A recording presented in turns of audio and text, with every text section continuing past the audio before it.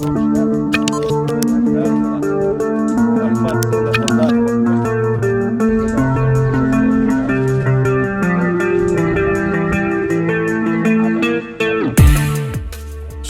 Pejuang Republik Chechnya di bawah kepemimpinan Komandan Resimen Alikhan Savkalov tiba di Mariupol dan berhasil melakukan tugas membersihkan Donbas dari nasionalis Azov, sayap kanan Ukraina. Dalam rekaman video yang beredar di Telegram Kadyrov pada Minggu 17 April 2022, nampak ratusan pasukan Chechnya berada dalam satu wilayah yang sama, yang dipimpin oleh sosok Alikhan Savkalov yang berada di tengah-tengah prajurit. Di distrik Primorskaya Mariupol, tentara Chechnya bersama dengan unit-unit Republik Rakyat Donetsk atau DPR berpartisipasi dalam pertempuran selama 2 hari yang berada di posisi menyerang.